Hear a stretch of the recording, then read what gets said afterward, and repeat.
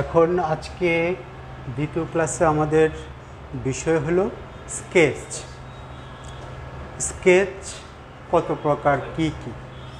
আপনাদের এইটা হলো সিলেবাসের 4 নাম্বার কোর্স, ঠিক আছে? সিলেবাসের হলো 4 নাম্বার, সিলেবাসের 4 নাম্বার। এইটার বিষয় কোডটা হবে আপনাদের সিলেবাসের হলো 4 নাম্বার, 21-13 হলো বিষয় কোডটা, অর্থাৎ স্কেচ। স্কেচটা হতে পারে পেন্সিলে, পেনে, কালি কলম, যেভাবে খুশি সেভাবে কালি কলম দিয়ে স্কেচ করা যায়। ধরেন আপনি কালার নিলেন, কালার দিয়ে স্কেচ করলেন। মূলত স্কেচ বলতে আমরা দুইটাই বুঝি, pencil sketch, pen sketch. Sketch মানে হলো টোন, কিছু লাইনের সমন্বয়ে আলো ছায়া বের করাটা হলো স্কেচ, ঠিক আছে? কিছু লাইনের সমন্বয়ে আলো ছায়ার উপস্থাপন করাটাই হলো স্কেচ। হতে পারে পেন্সিল স্কেচ, প্যান স্কেচ, যেমন আমরা এখন হোয়াইট বোর্ডে করতেছি মার্কার স্কেচ। বুঝে আসছে বিষয়টা? তো আমরা পেন্সিল স্কেচ এবং প্যান স্কেচ এই দুইটা বিষয় নিয়ে আলোচনা করব। আলো ছায়া, আলো ছায়া গত ক্লাসেও আমি একটু টাচ করেছি, আজকে এখন ফাইনালি করব। যারা অনলাইনে ক্লাসটা দেখতেছেন আপনাদের বিষয়টা লিখে রাখেন, বিষয় স্কেচ আপনাদের সিলেবাসের 4 নাম্বার। বিষয় কোডটা হলো 21-13। তো আমরা স্কেচ বলতে কি বুঝি? অর্থাৎ স্কেচ সবসময় সাদা কালোই হয়। যেমন পেন্সিলতে কি আসবে? সাদা কালো আসবে। প্যানে কি আসবে? সাদা কালোই আসবে। আপনি কোনো বিষয়বস্তু যখন আঁকতে যাবেন, ধরেন আমি একটা নৌকা আঁকলাম,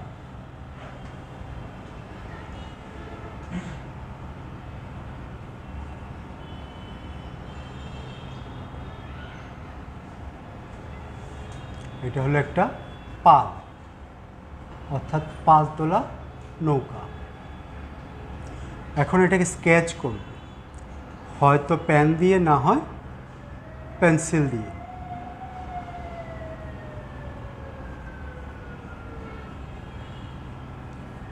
এটা হলো লাইন ড্রয়িং, ঠিক আছে? এখন লাইনের মধ্যে যখন আমরা টোন বা স্কেচ করব, তখন এটা যে ত্রিমাত্রিক, অর্থাৎ এটা যে ডাইমেনশন আছে, জিনিসটা ফ্ল্যাট না। এই দুইটা এখন কি আছে, ধরেন একটু গাছ দিলাম, এখন লাইন ড্রয়িং এটা জাস্ট ফ্ল্যাট।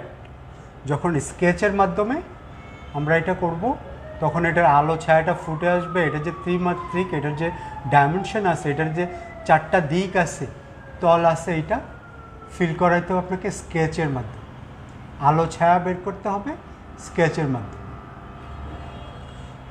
ঠিক সেম নৌকাটাও, নৌকার যেই তলটা, এই জায়গাটা, এই জায়গাটাকে নৌকার ভিতরের দিক না বাইরের দিক?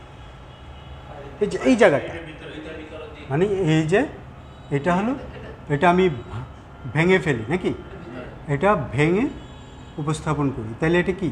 অর্থাৎ এটার ভিতরে তো একটা গলি আছে। এখন গলি, এখানে কিন্তু গলিটা ফিল করা যায় না, বা বুঝতেছি বা আমরা আঁকা জোকা জানি বিদায় ফিল করি যে এটার ভিতরে একটা গলি আছে। এখন যে এটা চিনে না, জানে না, সে তো এটা বুঝবে না এটার ভিতরে গলি আছে কি না। আমি জানি দেখে লাইন ড্রয়িংও বুঝতে পারি এটার ভিতর দিয়ে আসা যাওয়া করা যায়। যে এই জিনিসটা দেখে নেই, তার কাছে তো বোঝা যাবে যে এই জায়গাটা একটা পার্ট, এইটা একটা পার্ট, এটার ভিতর দিয়ে যাওয়া যায় না আসা যায় সে এটা জানবে না। যখন এইটাতে টোন পড়বে বা স্কেচ পড়বে, তখন ফিল করা যাবে যে না, ভিতরে বোধহয় একটা কিছু আছে বা ভিতরে যাওয়া যায়।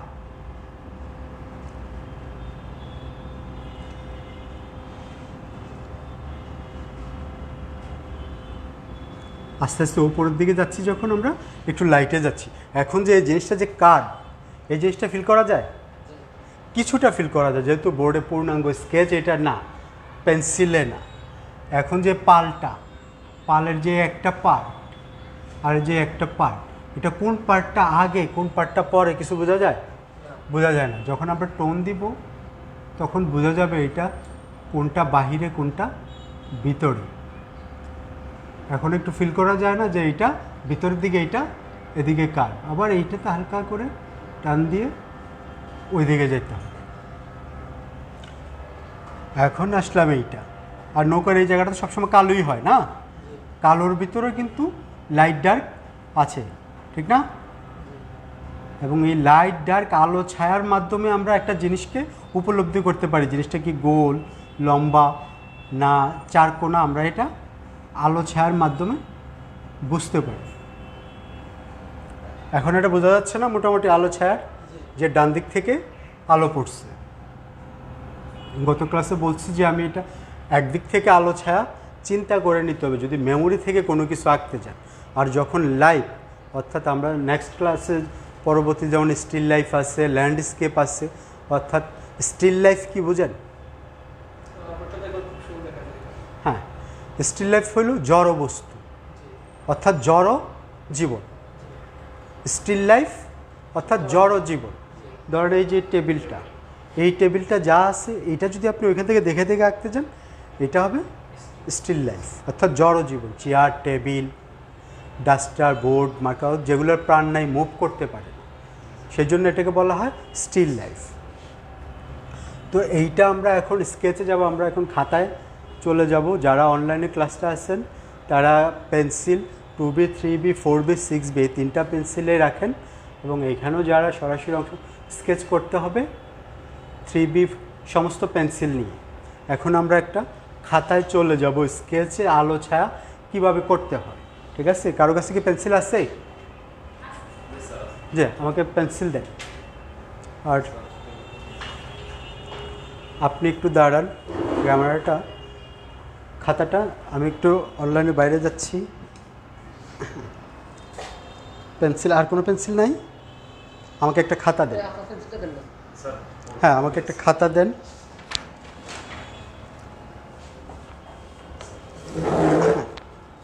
ক্যামেরাটা একটু এইটাতে ধরবেন, এটা কাট করে ফেলেন। কাট হয় না বোধহয়, এটা একটু স্ট্যান্ডটা কাট করে নিতে হবে।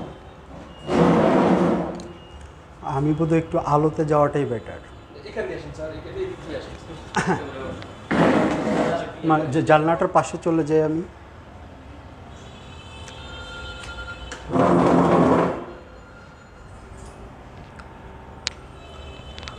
হ্যাঁ, ক্যামেরাটা একটু কাট করে এইখানে যাতে থাকে। আপনারা সবাই এদিকে চলে আসেন।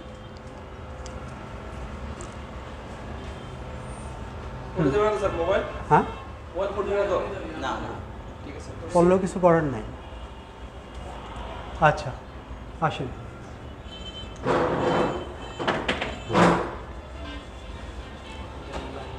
আমাদের মূল বিষয়টা যেহেতু আলো ছায়া এবং স্কেচ, তাইলে আমরা কি করব,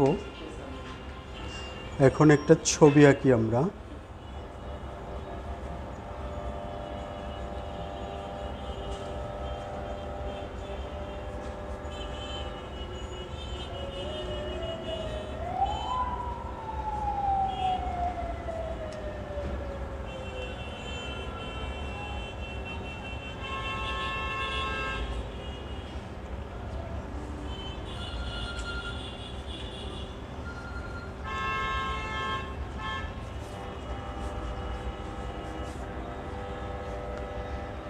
এইটা হলো আমার পেজটা।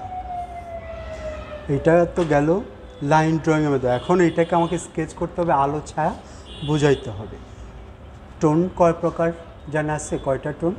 First tone, second tone, third tone. First tone হবে, এটা আমাকে 3টা ভাগ করে নেই। ফার্স্ট টোন মানে হলো একটু হালকা, সেকেন্ড টোন ফার্স্ট টোনের চেয়ে একটু গাঢ় হবে, থার্ড টোন আর একটু গাঢ় হবে, আর ওভারঅল একটা আসতে প্রাথমিক টোন। পুরো পেজটাতে আমি একটা রাফ টোন দিয়ে নিই,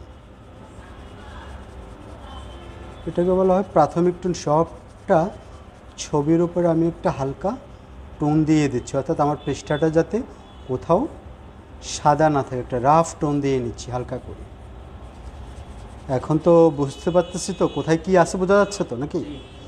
মানে ওভারঅল আমার পৃষ্ঠাটাতে কোথাও ব্ল্যাঙ্ক না থাকে, অর্থাৎ খালি না থাকে, একটা প্রাথমিক টোন দিয়ে নিলাম। কারণ হলো যদি কখনো কোথাও মিসিংও হয়ে যায়, যাতে বোঝা না যায় এখানে টোনটা মিস হয়েছে। এখন আমি যাব ফার্স্ট টোনে। ফার্স্ট টোন মানে হলো যে যেখানে যতটুকু ডার্ক ওইটার হালকা একটা টোন দিয়ে যাওয়া, আলো ছায়ার উপরে হিসাব করে যে আমার কোন জায়গাটা গাঢ় হবে, কোন জায়গাটা ডার্ক হবে। ফার্স্ট টোন আমি সবটাতে দিচ্ছি।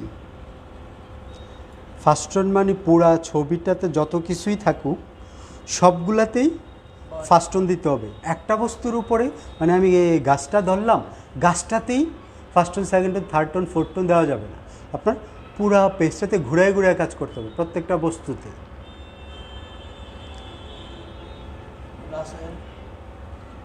আর আপনাদের এর ভিতরে যদি কোনো কোশ্চেন থাকে আমাকে করবেন।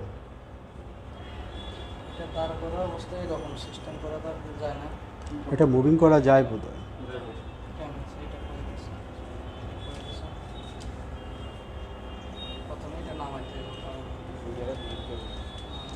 বুঝছেন, এখন মোটামুটি যেখানে যেখানে ফার্স্ট টোন দেওয়ার দিয়ে নিলাম। আর প্রাথমিক টোন তো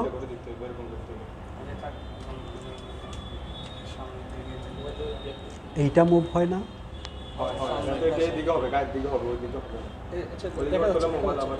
আচ্ছা আচ্ছা আচ্ছা যাক, আজকে এটা করলি।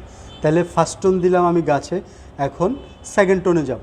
সেকেন্ড টোন মানে হলো ফার্স্ট টোনের চেয়ে একটু গাঢ়। এখন আমি টোনটা কেন দিই, সেকেন্ড টোনটা কেন দিব, যে আমি বলতেছি যে প্রত্যেকটা বস্তুতে first tone, second tone, third tone দিতে হবে।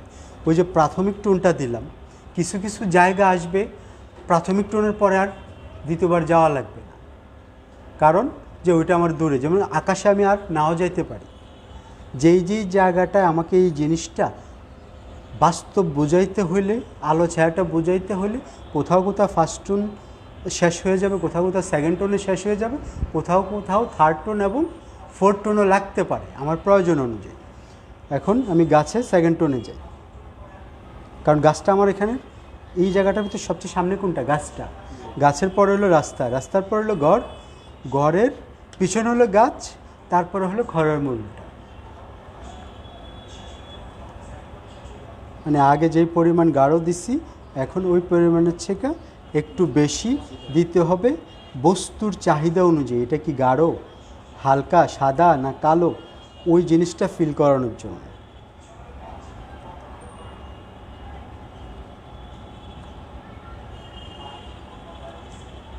এবং টোন আপনাকে দিতে হবে পরিবেশের ডিমান্ড অনুযায়ী, যে আপনার ইচ্ছা হইলো দিয়ে দিলেন না, ওখানে ছবি কি চাচ্ছে। পেন্সিল ঘুরানো না যে একটা আর্ট। হ্যাঁ অবশ্যই আপনার হাত ফ্রি করতে হবে। আমরা তো একটু ঘুরলে একটু এদিকে সরিয়ে দিচ্ছি। আর যথাসম্ভব চেষ্টা করবেন পেজ না ঘোরানো। পেজ না ঘোরালে কী হবে, আপনার হাত ঘুরবে।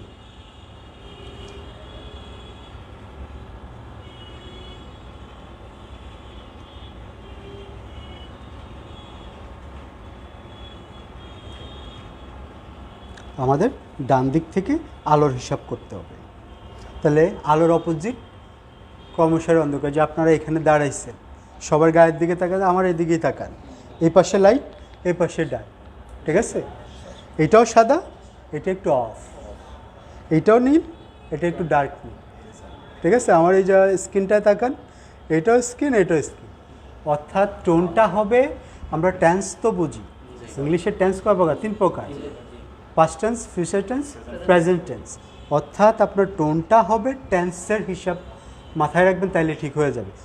ফার্স্ট টোনটা যেইটা আছে তাহলে এটা কি প্রেজেন্ট, তাইলে সেকেন্ড টোন যাবে অর্থাৎ ফিউচার টোনে, যা প্রেজেন্ট তার থেকে একটু গাঢ় নিয়ে ফিউচারে যাবে। ক্লিয়ার বিষয়টা? টেন্সের হিসাব করবেন তাইলে আপনি ক্লিয়ার হয়ে যাবে। যেই কালারটা প্রেজেন্ট আছে সেকেন্ড টোনে, ওই কালারটার একটু ডার্ক হবে, সোজা কথা। এখন এইটাতে আবার একটু থার্ড টোনের দিকে যাচ্ছি, যেহেতু আমার আলো ডান দিক থেকে আসতেছে তাহলে বাম দিকে। এখন যেহেতু আমি ডার্কের থেকে লাইটের দিকে যাব, তাহলে যত ডান দিকে যাব তত কিভাবে যাব, লাইটে যাব। এখন একটা গাছ যখন থাকবে, ধরেন আমার হাতটা, এই যে পেন্সিলটা রাখলাম, এর অপোজিট কি পড়ছে, ছায়া পড়ছে। তাহলে গাছের যেই কাণ্ডটার উপরে এত বড় পাতা ঝাঁটাই আছে, তাহলে এটার নিচে একটা ছায়া পড়বে না? তাহলে এই নিচটা কী হবে? এই নিচটা কী হয়ে যাবে? ডার্ক হয়ে যাবে।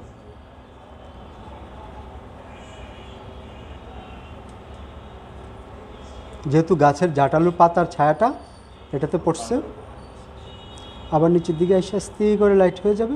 এখন বাম দিকে ডার্ক হবে।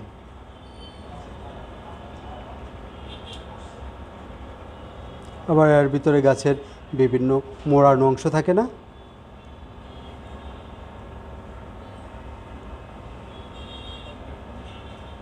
গাছে বিভিন্ন লাইন টাইন থাকে। আবার শিকড়টি করে অনেক দিকে একটু ছড়ায়।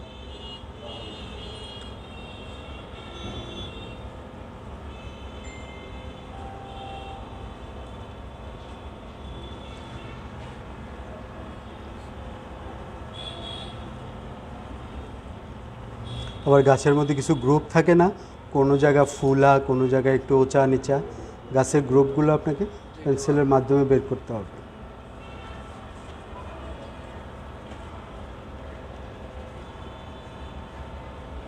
আবার মাঝে মাঝে কোথাও ডালপালা থাকে। এখন যাব ঘরটাতে। এই যে ঘরের নিচটাতেও এই জায়গাটা একটা ছায়া পড়বে।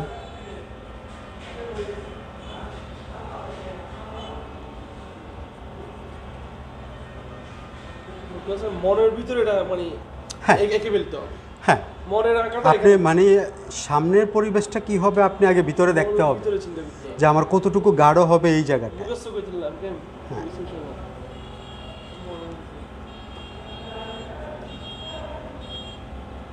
যেহেতু এই জায়গাটা আমাদের ডান পাশ, অর্থাৎ আলোর দিক, তো এই জায়গাটা পর্যায়ক্রমে আস্তে আস্তে লাইট হবে।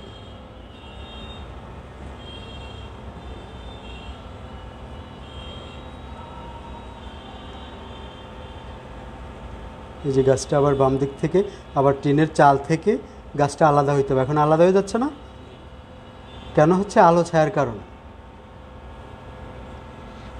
আবার এটা যে একটু লাইট ডার্ক দিচ্ছি, ওই জায়গাটা আলাদা হয়ে গেছে।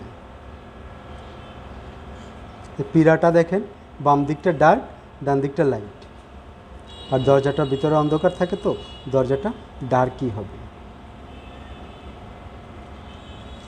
এখন আমার গেল এই জায়গাটা। এখন এইটার তো একটা ছায়া আছে, বা এটা কাছের জায়গা। কাছের জায়গা আমরা বেশি দেখি এবং গাঢ় দেখি।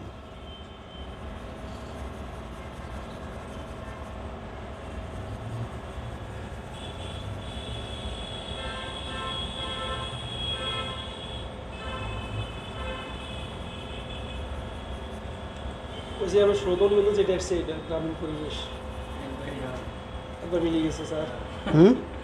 শ্রোতন নিবন্ধন যেটা আসছে গ্রামীণ পরিবেশে একটা স্কুল, স্কুল নেই না, এটা বাড়ি।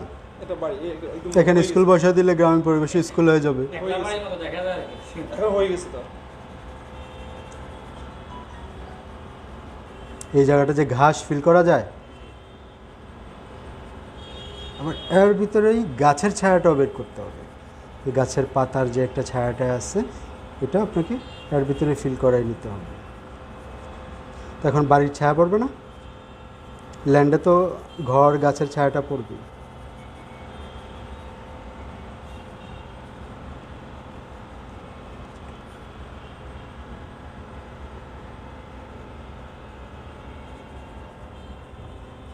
একটা মানুষ দিয়ে দেয়, আবার ওইদিকে একটা মানুষ যাচ্ছে দূরে,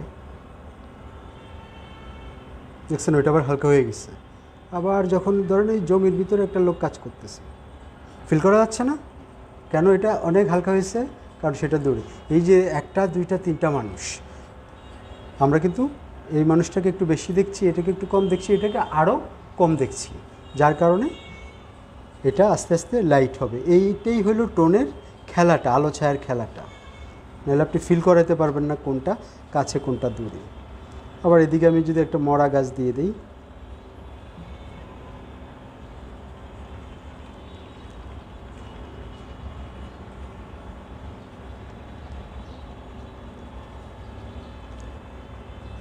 এখন এই জায়গাটা একটু মিশে গেছে না, তাহলে আপনাকে এখানে আবার টোন দিয়ে বের করে নিতে হবে যে কোনটা আমার গাছের মূল জায়গাটা। আবার কিছু আলাদা ডালা, এই যে যা ঘষতেছি তাই টোন।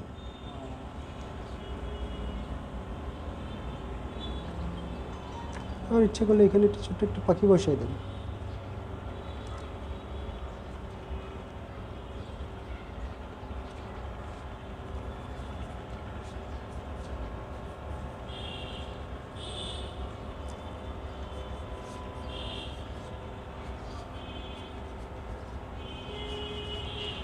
বুঝতে পারছেন এই বিষয়টা? এখন এখন আমি একটা লাইনে যাই, দূর থেকে দেখেন, তখন আলো ছায়া বিষয়টা বুঝতে পারবেন।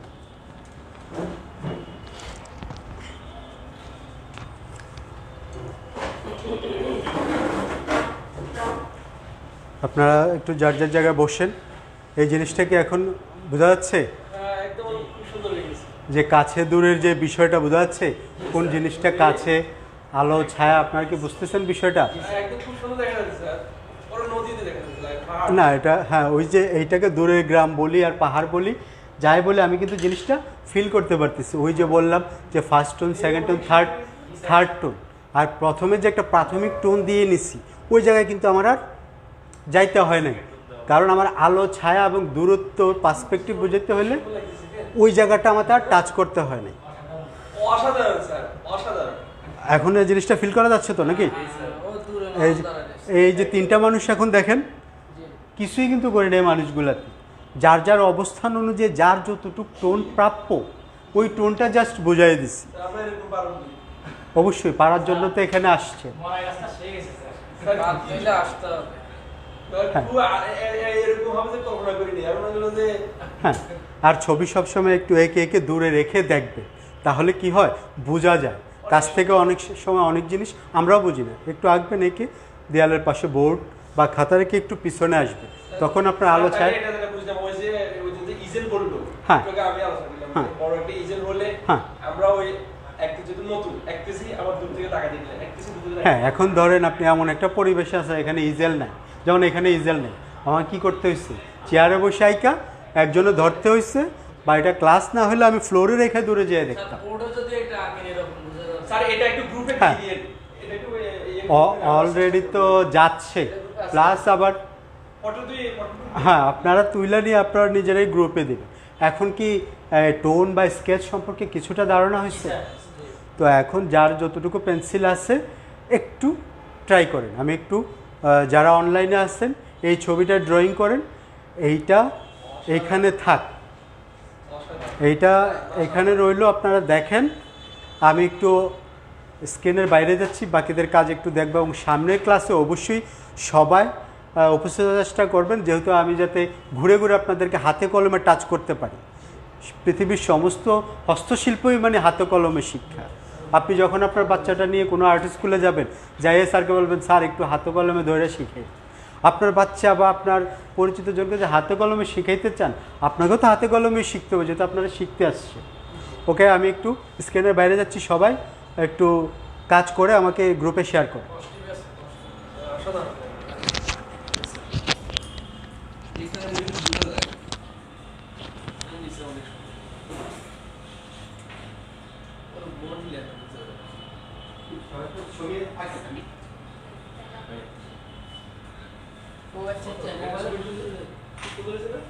মোবাইলে ফটো তুলে গ্রুপে দিলে মেসেঞ্জারে দিয়ে দিই স্যার একটু। হ্যাঁ, আমি তাহলে সবাই তুলে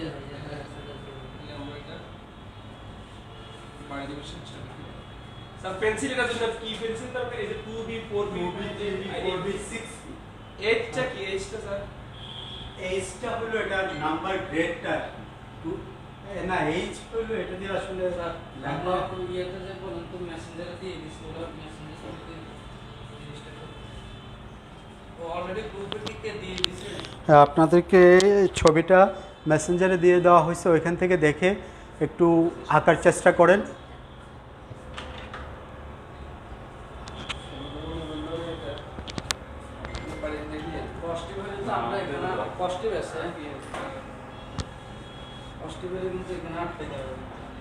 একটা ইজেল রেডি করে ফেলতে হবে, এখানেই রাখতে হবে।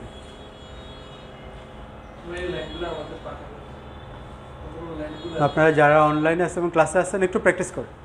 অনলাইনে যারা আছে ওরা মেসেঞ্জারে হ্যাঁ। দিয়ে দিছে বা করে হ্যাঁ, অনলাইনে যারা ক্লাসটা দেখতেছেন মেসেঞ্জারে দেওয়া আছে, ওইটার থেকে দেখে দেখে কপি করেন, মানে অন্তত স্কেচটা করার চেষ্টা করেন।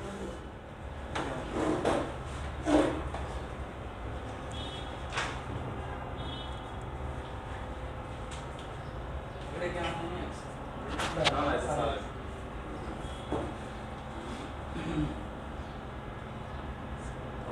মেসেঞ্জারে আছে, সবাই মেসেঞ্জারে কাজ করতে পারে। পরটা তো একটা একদম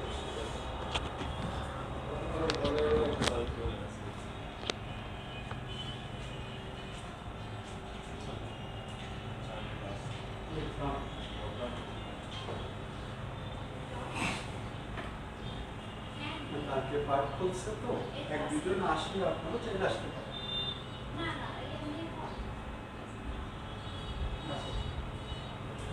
আস্তে আস্তে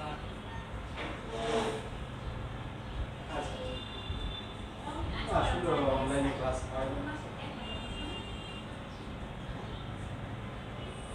হ্যাঁ, আজকে 3টা থাকে আপনাদের ক্লাস কি করে?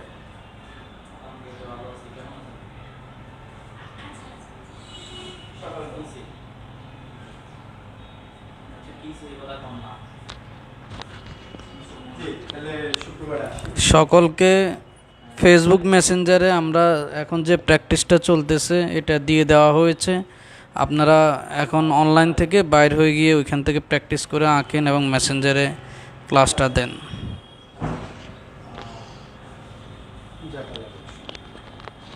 তাহলে আসেন, আপনার সুবিধা মতো যদি একটু ভালো লাগে আসেন। হ্যাঁ, সামনের সপ্তাহে আসেন। হ্যাঁ, খোলা থাকবে, বুধবার ছাড়া খোলা থাকবে। হ্যাঁ, আসেন, একদিন আসেন, একদিন আসেন। আচ্ছা। জি, আপনি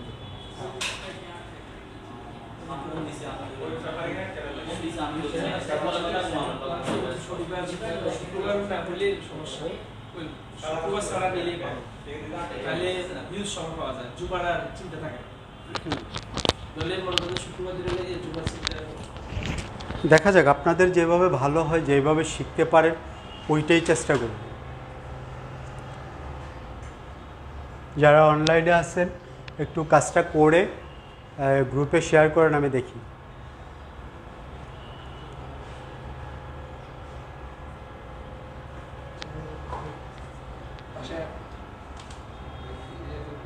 স্যার এই যেগুলো বোর্ডে আঁকলে মানে ওরা বোর্ড থেকে দেখলে তখন তো সবাই না, এখানে ইজেল লাগবে, স্কেচটা ইজেলে করতে হবে, এখানে তো আর ইয়ে করা যাবে না। এখানে কি স্কেচ করা যাবে না? না, এটাতে যদি আপনি কাগজও পেস্ট করে নিচে না শক্ত, স্কেচটা ওইভাবে আসবে না। একটা হ্যাঁ। রেডিমেড কি পাওয়া যায় না? হ্যাঁ, রেডিমেড পাওয়া যায়, মানে এখানে পাবেন না, আপনাকে ঢাকা থেকে আনিয়ে নিতে হবে।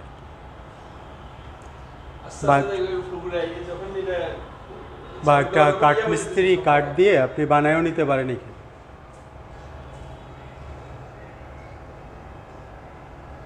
সবাই একটু করেন, আমি একটু অফলাইনে যাচ্ছি, বাকিদের কাজ দেখতেছি। আপনারা যারা অনলাইনে আছেন কাজ করে গ্রুপে দেন।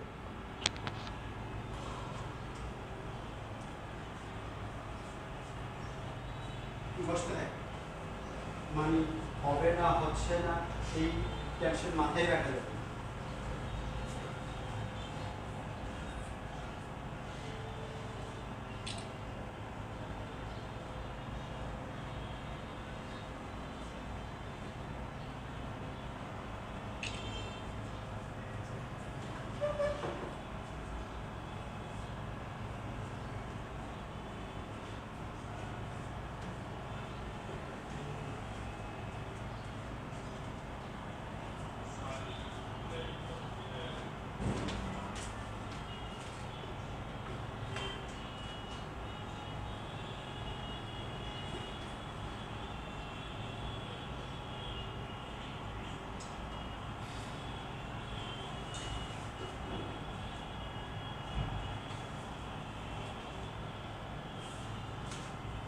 পেন্সিল খুব ইজিলি চলবে, রাফ চলবে, মানে টাইনা ধরে আস্তে আস্তে হবে কি হবে না ওই চিন্তা আপাতত মাথায় আনার দরকার নেই।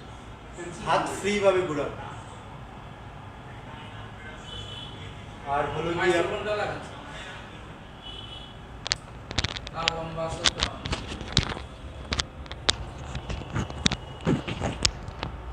মানে হাত ফ্রি, আর আপনারা একটা রাফ পেজ নিয়ে লাইন প্র্যাকটিস করতে হবে, যেমন স্কেচ প্র্যাকটিস করতে হবে, এরকম রাফ শুধু হাত ঘুরাবেন। যে কোনো জিনিস আঁকার আগে অন্তত 5-7 মিনিট খাতাতে একটা পেজ 2-3টা পেজ সিলেক্ট করেন, এইটাতেই প্রত্যেকদিন একদম পেজটাকে কার্বন পেপার বানায় ফেলে। মানে হাতটা আপনাকে আগে ফ্রি হইতে হবে, যাতে জড়তা না থাকে হাতে। যত আপনার হাত ফ্রি হবে তত আপনার স্কেচগুলো ভালো হবে আস্তে আস্তে। বিভিন্ন শার্ট লাইন, বিভিন্ন আঁকা বাঁকা লাইন, কিন্তু পেজ যখন স্কেচ করবেন মাথায় রাখবেন খাতার ভিতরে যাতে হাত না থাকে, হাত শূন্য বসবে। যদিও প্রথম একটু কষ্ট হবে, হাতটা শূন্য রেখে স্কেচ করবেন, তাহলে হাতটা একটু ফ্রি হবে।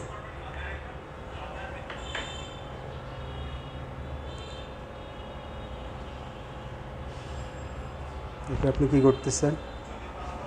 হ্যাঁ,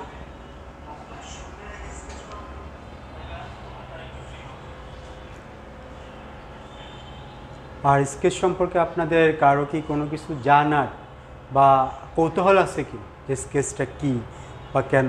যতটুকু আজকে দেখলেন ততটুকুতে কি বুঝলেন, বা এর ভিতরে আরও কি জানা আছে? স্কেচটা মানে কি স্যার? স্কেচ সংক্ষিপ্ত নাম কি?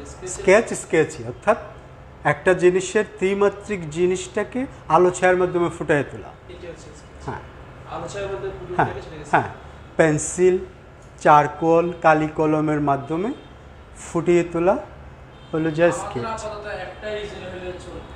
হ্যাঁ, একটা একটাই আপনার এখানে কেউ অতিরিক্ত আসেনি, তাহলে একটা আমি কিনে নেব। না, আমরা তো বানাইনি। এটা কিভাবে বানাইতে হবে? হয়তো 3 ইঞ্চি বাই 1 ইঞ্চি 5-7টা কাঠের টুকরা হলে একটা মিস্ত্রিতে বানাই নেওয়া যায়।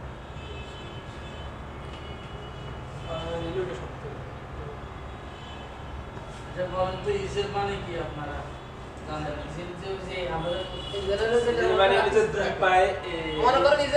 আর সহজ কথা হলো ইজের মানে হলো ছবি আঁকার স্ট্যান্ড। আপনারা কিন্তু আমি কিন্তু স্টুডেন্ট না, আমি জাস্ট একটু মাঝে মধ্যে তো আপনার কাছে জিজ্ঞাসা করতে হবে। না আমি দিয়েছেন আমি আসলে শিখতে আমি একটু অফলাইনে গেলে আপনারা স্কেচ করেন, আমি দেখছি। হ্যাঁ। একসময় আপনি অনেক কিছু দিয়ে দেবেন।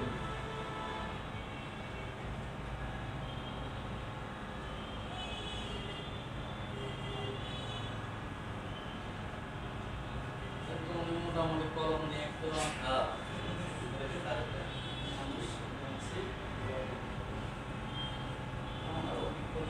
শেষ পর্যন্ত ভালো আছে।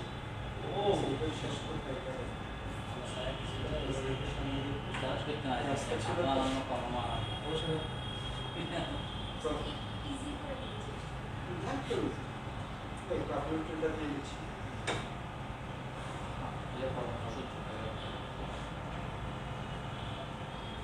আমি একা ক্যামেরাটা একটু এদিকে নিয়ে আসো। এটা নিয়ে আসবো স্যার।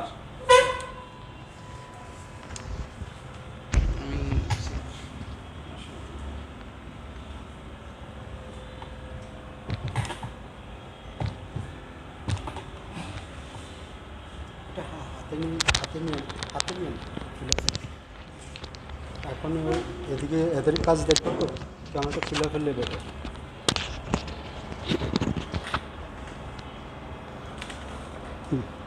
যেমন আপনি যে ছবিটা আঁকছেন, যেমন এইখানে একটু বাদ রেখে দিচ্ছেন, আবার অর্থাৎ পৃষ্ঠাটা যা এই লাইন শেষ পর্যায়ে চলে যাবে, এই লাইন অর্থাৎ শেষ। কারণ আমি তো পৃথিবীতে অনেক বড়, এই শহরটা অনেক বড়, এই রুমটার চেয়ে আর আশেপাশে জায়গা আছে, এই রুম আমি তো এই বরাবর দেখছি, কিন্তু লাইনটা তো আমার আই লেভেলের বাইরে চলে গেল। ওইখানে গিয়ে আপনাকে এটাও আই লেভেলের বাইরে নিয়ে যেতে হবে, অর্থাৎ পেজের লাস্ট জায়গায় নিয়ে নিতে হবে, ফ্রিলি ড্রয়িং করে। হ্যাঁ হ্যাঁ হ্যাঁ, ওই যে প্রাথমিক একটা টোন দিলাম, পুরোটা কাভার করে প্রথমে আগে পুরোটা একদম রাফ, প্রথমে র্যান্ডম হাত চালান, হোক বা না হোক। ওই যে বললাম, যে যত বেশি নষ্ট করবে সে তত বেশি শিখবে। এবং যে ঘষতে ঘষতে একটা জায়গা তৈরি হয়ে গেছে আপনার।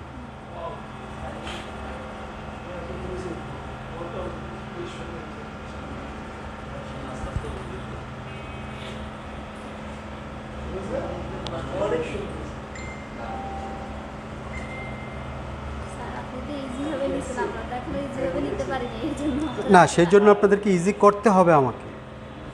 আপনারা হইতে না চাইলেও আমাকে ইজি করে নিতে হবে।